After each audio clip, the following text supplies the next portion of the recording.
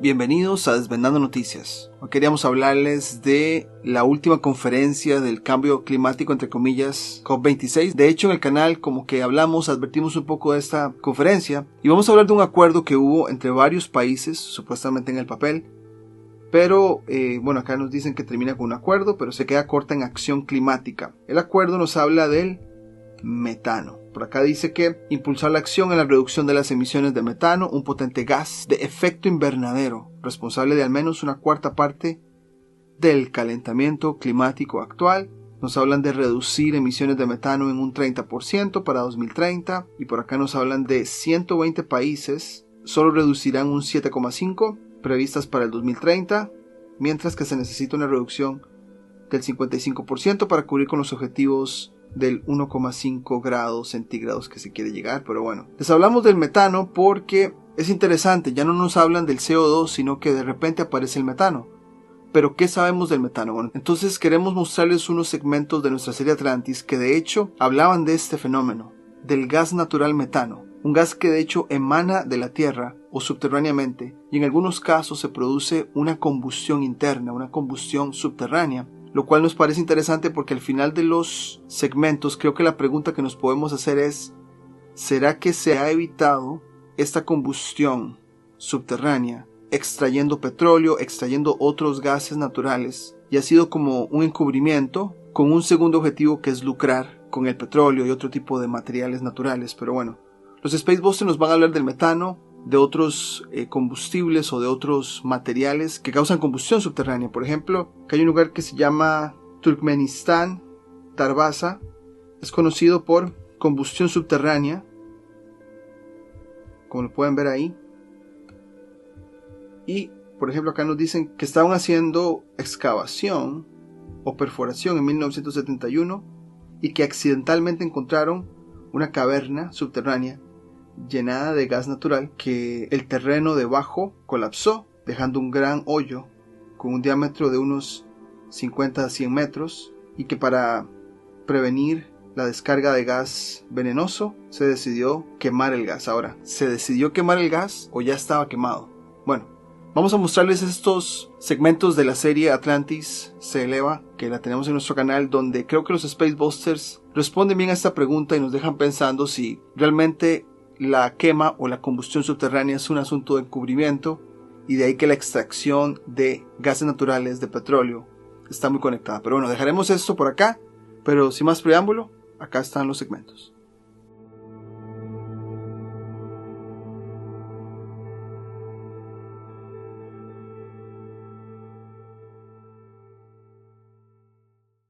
¿Por qué los globos de helio o hidrógeno flotan en el aire?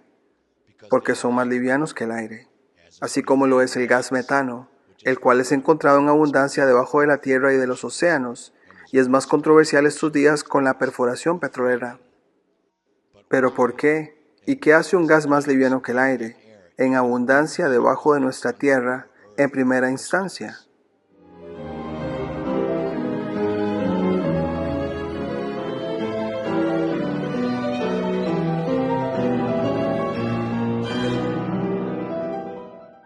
Resulta que los árboles emiten sorpresivamente grandes cantidades de metano.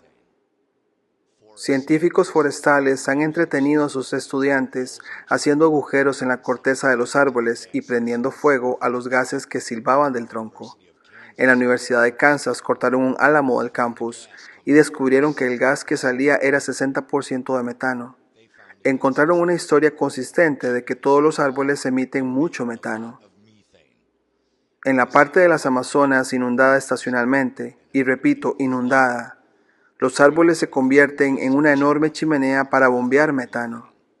Las emisiones de árboles individuales fueron más de 200 veces más altas que las que se midieron anteriormente en cualquier lugar. Cada hectárea de bosque inundado emitía varios kilogramos de metano cada día. Los hallazgos sobre el terreno duplicaron las estimaciones anteriores de las emisiones de metano de las Amazonas a alrededor de 40 millones de toneladas al año. Los árboles emitían tanto gas metano como todos los ecosistemas de tundra del Ártico, cuyo permahielo contiene enormes cantidades de gas. una reserva que se espera que se libere en cantidades cada vez mayores a medida que la región se calienta y sus suelos se derriten. La industria petrolera de Rockefeller afirma que todo el petróleo usado cada día por todos los 10 billones de personas desde su presunto descubrimiento en China en 374 después de Cristo proviene de fósiles de dinosaurios enterrados. Si esto te suena ridículo, es probablemente porque es ridículo. ¿Cuántos presuntos esqueletos de dinosaurios tomaría mover todos los carros, trenes, aviones y máquinas usando petróleo en todo el mundo solamente hoy en día? ¿Alguna vez has visto un esqueleto enterrado en un charco de su propio petróleo?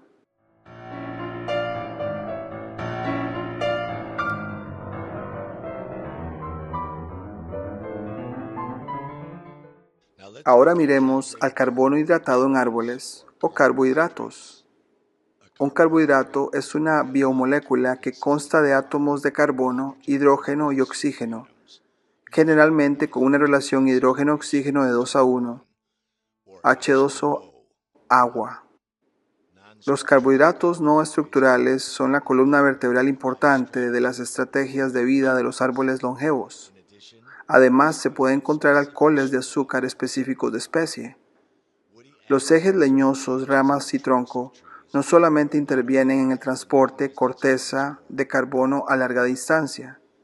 Los tejidos de madera viva, albura y la corteza son también los principales compartimentos de almacenamiento de carbono. Los carbohidratos sustentan la formación de componentes fenólicos extractivos que se atribuyen a la durabilidad natural de la madera. Como las raíces de la mayoría de los árboles son parte de las interacciones entre los microbios de las plantas, micorniza, su estado de carbohidratos y el papel de los azúcares en esta interacción también es de importancia. La fermentación entérica es un proceso digestivo mediante el cual los carbohidratos, como en las raíces de los árboles muertos, son descompuestos por microorganismos en moléculas simples para su absorción en el torrente sanguíneo de los animales. Y de casualidad, es el tercer recurso más grande en emisión de gas metano, justo después de vertederos y gas natural. Más abajo, petróleo, la quema de residuos agrícolas como árboles y producción de carburo de silicio son las otras causas más grandes de la emisión de gas metano.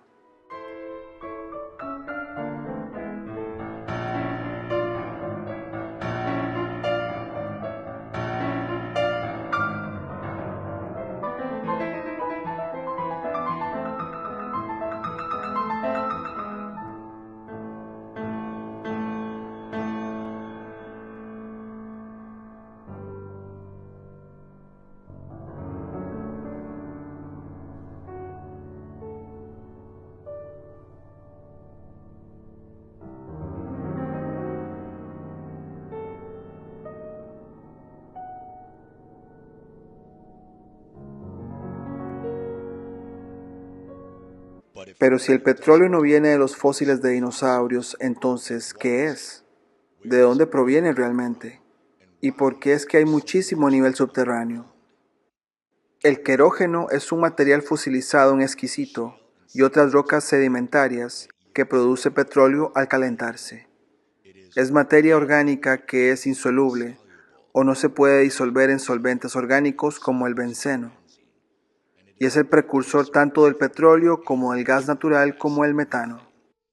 De nuevo, el querógeno es una materia orgánica insoluble sólida en rocas sedimentarias que consta de un estimado de 10 a 16 toneladas de energía de carbono y es la fuente más abundante de compuestos orgánicos, es decir, una vez vivos, en la Tierra que exceden el contenido orgánico total de la materia viva actual en 10.000 veces.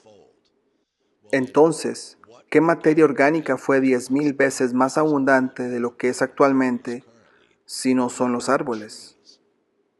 La teoría principal es que la disque ciencia oficial, el material orgánico muerto se acumula en el fondo de los océanos, lechos de los ríos, pantanos, mezclado con barro y arena. Con el tiempo, más sedimentos se acumulan en la parte superior y el calor y la presión resultantes, ya sabes, todo ese calor en los océanos fríos y húmedos, los lechos de los ríos y los pantanos, transforma la capa orgánica en una sustancia oscura y cerosa conocida como querógeno.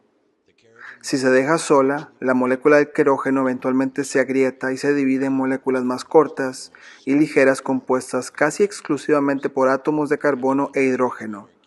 Dependiendo de cuán líquida o gaseosa sea esta mezcla, se convertirá en petróleo o gas natural. Se nos ha dicho que los incendios de vetas de carbón, como la montaña de fuego en Australia, pueden arder durante al menos 6.000 años. En Brennender Berg de Alemania, literalmente montaña de fuego en alemán, el carbón ha estado en llamas desde 1688.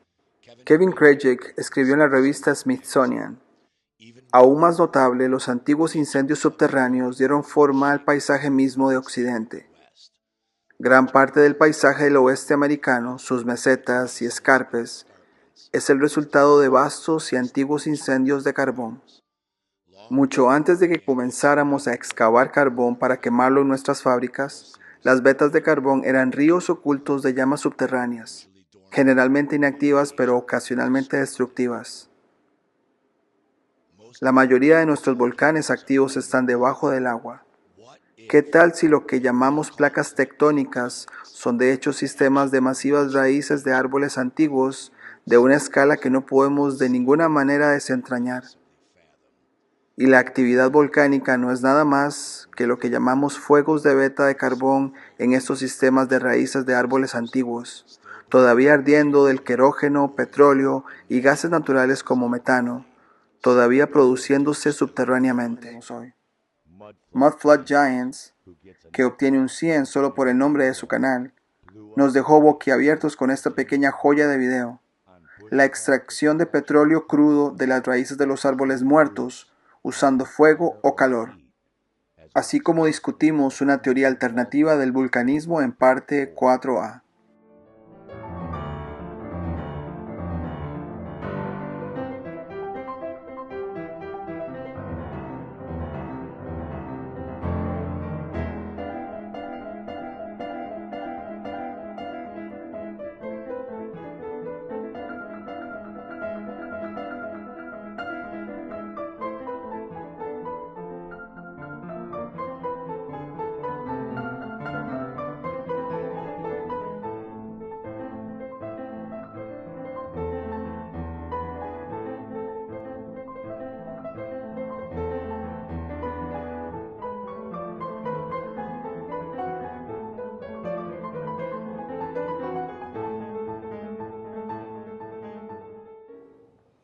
Hablé con un hombre cuando estaba en Alaska. Dijo que trabajaba para la industria petrolera, perforando petróleo cerca de Barrow.